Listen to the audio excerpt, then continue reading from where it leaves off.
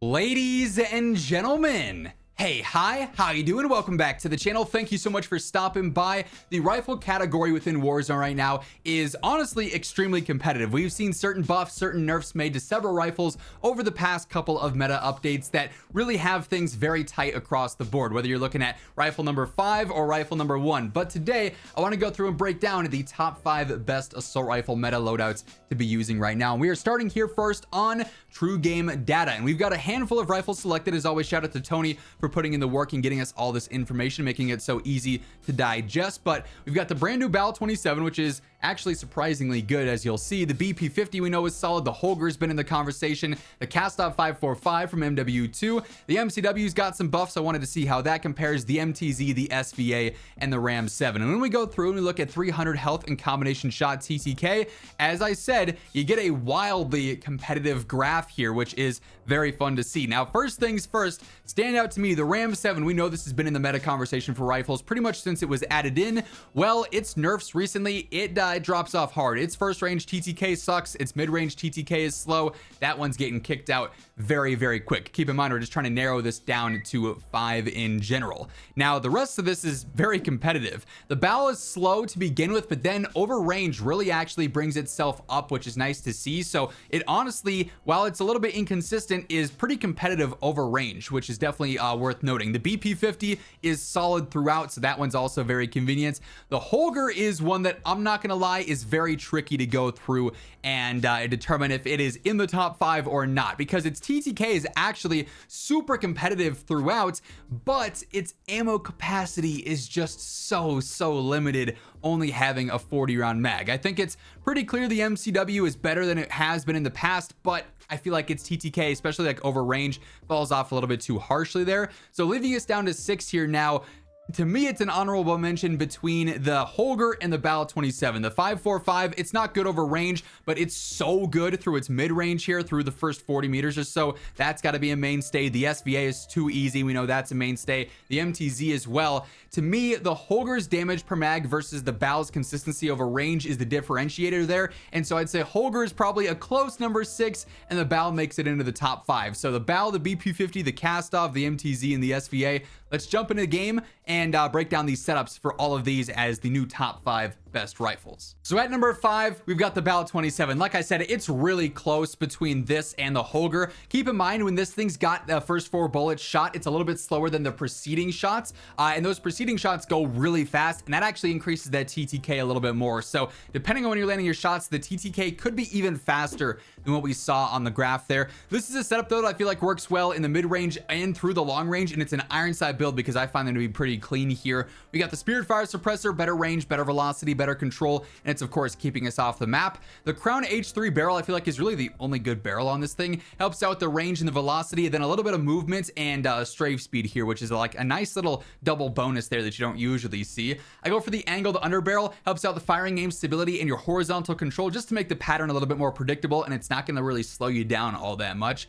60 round extended mag, pretty basic there. Then I also go for the Ardent tack stock, which helps out with firing aim control, and then also just general recoil as well. So again, making the weapon a lot easier to use. Pretty versatile for a rifle, and then like I said, with that changed up fire rate, it can be really crazy at the same time. And number 4, we got the Kastov 545. As we saw, it falls off really harshly in the long range, but it's mid-range, it's even close range as well for like resurgence style gameplay or sniper support is pretty crazy for an MW2 gun, and it's also incredibly easy to use as well. So here we got the 2.5 times eagle eye optic. If you wanted to use this as more like sniper support, you could even drop this down to a slate or a glassless or a NIDAR or something like that. We got the 60 round extended mag here, perfectly fine for an extended mag with this fire rate. Rune heavy support for the better control, horizontal obviously being the main focus there. The better firing aim stability and idle sway is in there too.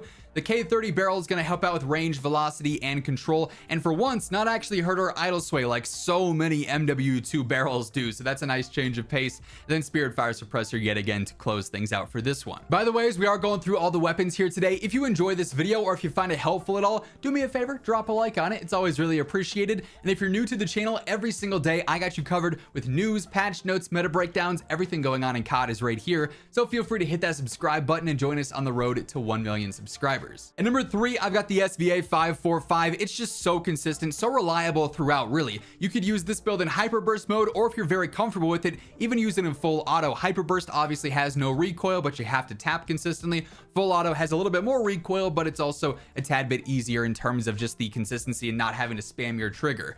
We do have Spirit Fire Suppressor here, yet again, surprise, surprise. Precision Barrel on here is helping out with idle sway alongside range, velocity, and control, so plenty of very crucial benefits there. 2.5 times Eagle Eye Optic and the 60 round extended mag on here, pretty standard. And then it really just depends on if you're using this largely in full auto or largely in hyperburst slash semi-auto. Because there's no recoil in hyperburst and semi-auto, I swap out an underbarrel for high grain rounds and I get even better range and even better velocity. That's super clutch, and you could even use this if you are very comfortable with the recoil on the SVA in general. So this is an option, but if you also want something a little bit easier for full auto, you could just swap out high grain and put on brew and heavy support, and this will also be relatively easy with that standard recoil pattern as well. There's no real wrong answer. It's really just a matter of preference and comfortability. And number 2, I got the MTZ 556. I won't lie, it's really hard to say the SVA is 3 and the MTZ is 2 definitively. I think you could flip-flop them both depending on how comfortable you are with any given option here, but the MTZ's TTK throughout is super consistent, and it's also surprisingly easy to use.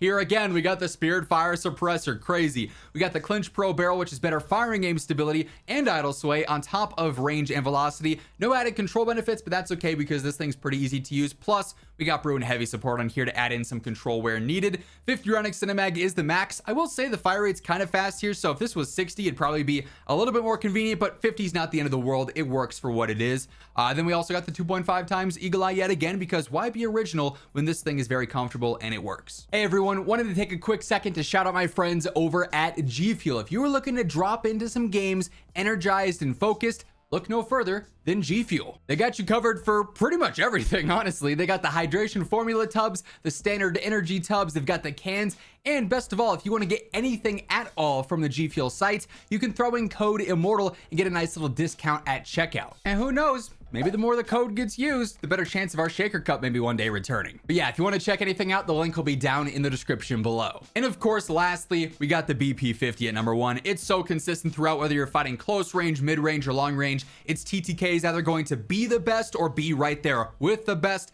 It's low recoil, it's mad aggressive for a rifle. It's checking every single box that it needs to. Here we got the Kastov brake helping out that horizontal control. The velo here is decent, so you don't need Spirit Fire Suppressor. You could run this, but I don't find it to be super necessary. We got the Lore 9 heavy barrel for better range, velocity, control, and firing aim stability. The DR6 hand stop, because the recoil is so easy here, I can use this and gain an advantage in the close and the mid range at the same time. The 45 round extended mag, and then also the Moat 40 stock. Your castle will not be infiltrated. We also have better movement speed here and some better control at the same time. So lots of nice benefits both inside and outside of the game with this one. Overall, you guys know by now this is my favorite rifle in the game, and statistically it is insane. And that being said, that's going to wrap things up for this one. Those are the 5 best rifle meta loadouts here as of right now. If you enjoyed the video, do me a favor, drop a like on it, and if you're new here, be sure to hit that subscribe button on your way out. But once again, thank you so much for tuning in, and until next time, take it easy, have an awesome rest of your day, and I'll catch you later. Peace out.